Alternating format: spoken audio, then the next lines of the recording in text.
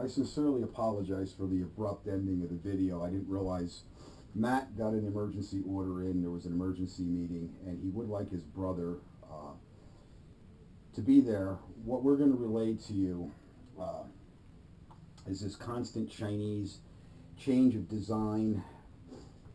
What I originally went down there for, besides a couple other issues, is we replaced the carburetor. This is off this kinetic scooter, and the ferrule for the throttle cable was this size when this throttle cable was larger.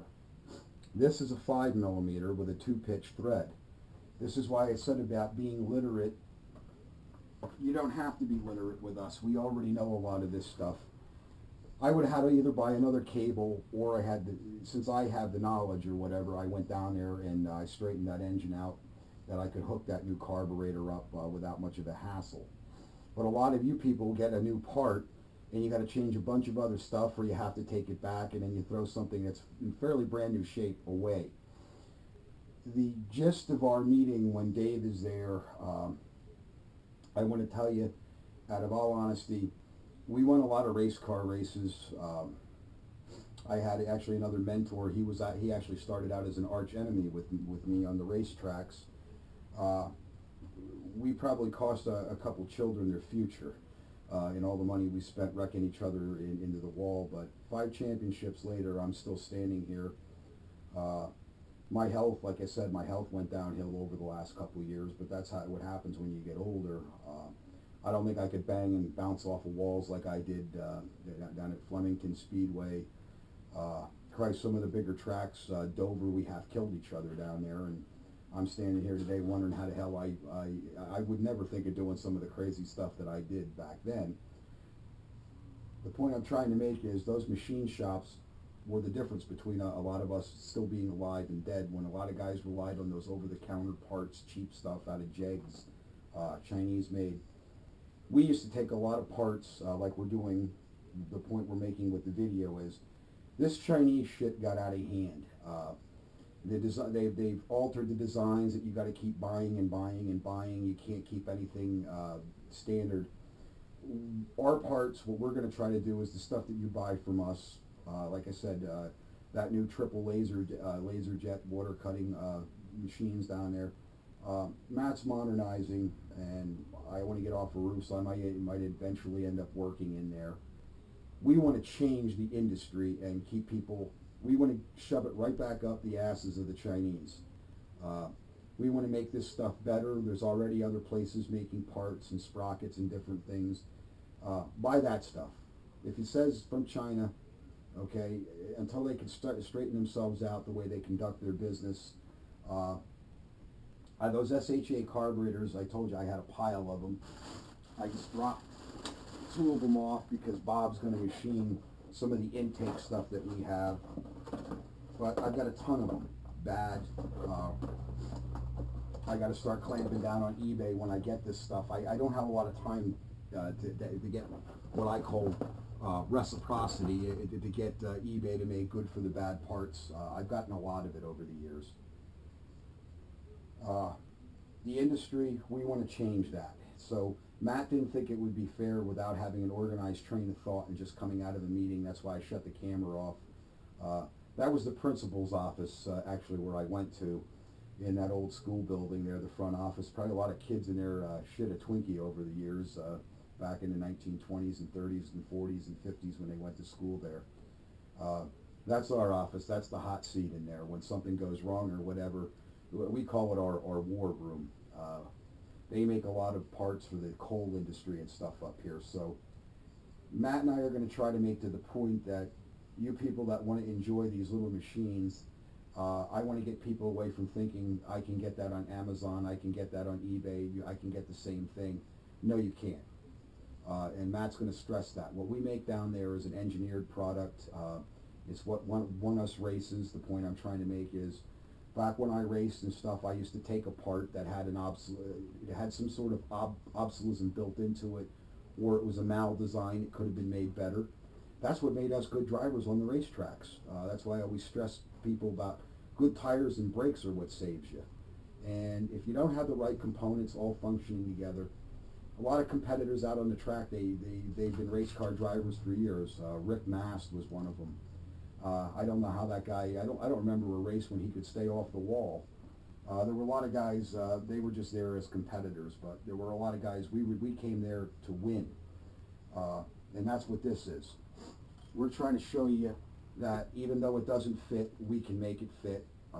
It's a hell of a thing to get a bill and have to send something off again and hope you get it right. If you're fairly mechanical savvy and you don't have all the tools, that shop down there can make quite a bit. Obsolete airplane parts. We just made a starter for an old Dodge truck, not the starter, but the armature for the old Dodge truck. We couldn't buy one. You couldn't get a starter from it. It was a 1949. It was like a military version. That was the same truck. The guy, the tailgate kept dropping off of it, and he was at the hay rides. I met the gentleman. He was giving hay rides, and he says, "God damn, I wish I could get these tailgate hinges." And I looked at it and I said to him, "Take those off, give them to me." He says, "Why?" I come back. $150 wasn't too much. I think it's a lot. I mean, Chinese could probably make them for $50 if they wanted to, but if you really have something that you want to preserve, a car, an aircraft, again, I logged a lot of hours in flight. The reason why I could fly and not have many incidents or whatever is I kept my equipment. Although it cost me a lot of money and I could have been a lot further ahead in life, I'm still alive, which is one thing. I may not be feeling great, and I might have, have some boo-boos and stuff. The point I'm trying to make, it's safe if it's made better. If you want to alter the design of something that you own, or you want something for your airplane made, it's an obsolete part, you can send me a picture of it. I can spec it out and potentially give you a price. That's what we want to put in our meeting is, this isn't a game. This isn't somebody just doing something. The reason why my bikes run, and they run like they fire right up like that, I put a lot of time in them. There's some of them, they did fire, and I don't want you to hear what they sounded like. Some of the kit motors and stuff that people brought me here, they dropped the stuff off. They kind of abandoned it because it cost too much.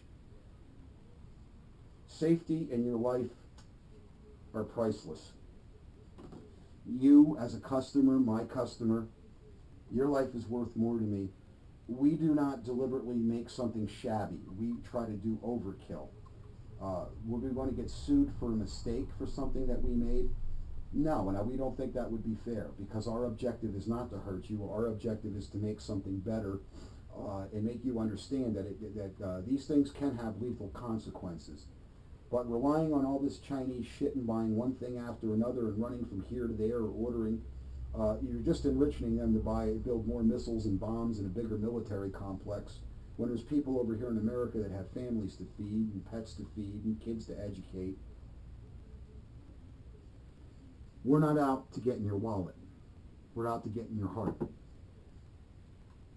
These machines that I build, this is a nice bike, and it's the raffle bike. And I will eventually continue that meeting when Dave is there.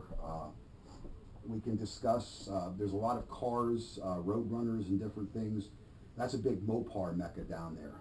Those guys have spent years racing the Mopars, stock cars. Yes, guys still do use the 318, 360 combination engine. That's another one of my secrets. My engine might almost look like a small block Chevy, but it's basically a Chrysler design engine in that race car. I've kept the car for many years. I don't think I'll ever part with Monique, is the race car's name. I have to show you that sometime. That was our objective, was we always built something better. We copied the better design and we made it better ourselves. Whatever Chrysler screwed up, we got the screwing out of it. And that's what I'm trying to do with these bikes. It's fine. We like the Molly chain. I'll order the Molly chain, whoever has it. A lot of times we get conned. We think we're buying something, so I don't buy a big lot of it. So if you call me, I might be out of it, but I will get it. I end up with a lot of things that I have to send back because it's not, I can't make a chain down there. It doesn't pay us to make that stuff, especially when there is the Sabaki chain and different things that I use.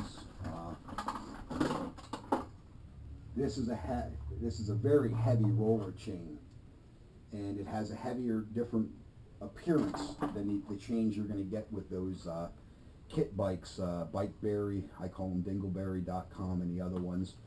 This is a heavy molly roller chain. There's 3 classes of it too. That's the other thing a lot of people don't understand is when you buy a part, sometimes there's different grades of those parts. I try to explain to people about Lowe's and those other places.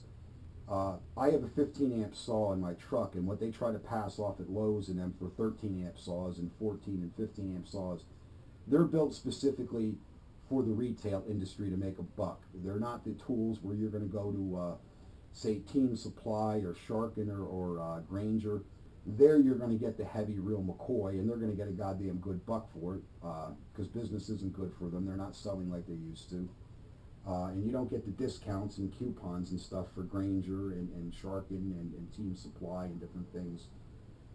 So with us, we're going to try to make just one heavy grade part that you guys are going to enjoy, like these cheap levers. I don't appreciate that clutch lever on that bike. I think it's a piece of shit. I have a hard time getting what I want and keeping what I want.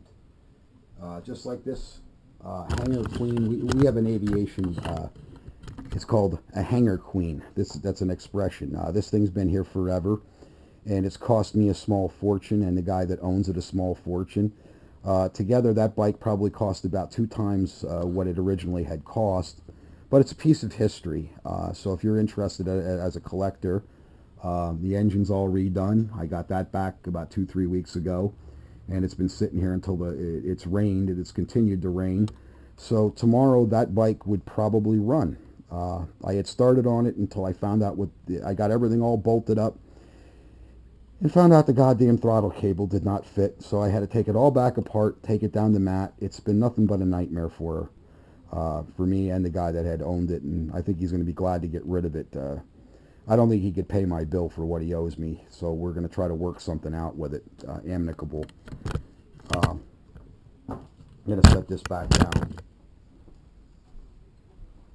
Hopefully you liked my video, and when I get that meeting in, I said I anticipated doing it, and then Dave was not there. Dave had to run out. They make a lot of parts for the coal company, and something went south, and he had to go over and retrieve the part. The coal industry here works 3 shifts. It doesn't quit. It doesn't shut down.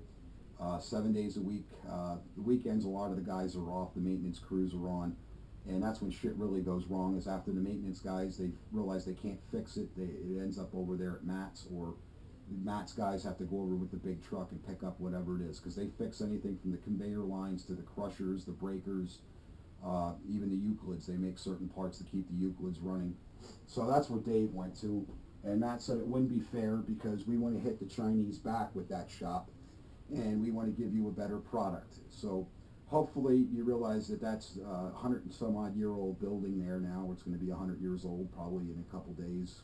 Maybe it was built, I think, about 1920, 1919, I think.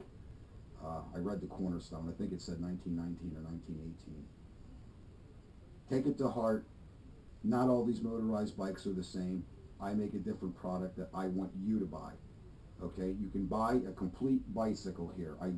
I can sell you parts and the stuff that I get, because it's still better stuff than what's out there. Like I said, Bikeberry and some of them other websites, they're a freaking nightmare anyway. One thing looks like another, but it's not.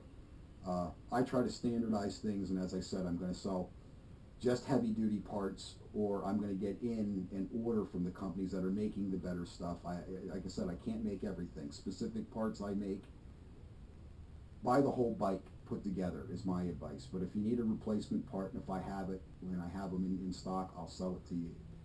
It's as simple as you got to call. That's all it is. So thank you, and hopefully you're going to enjoy our video down there, because those guys are a rather rough bunch, from race cars to everything. It's a big Mopar shop, so if you have something Mopar and the part's obsolete, they can probably make it.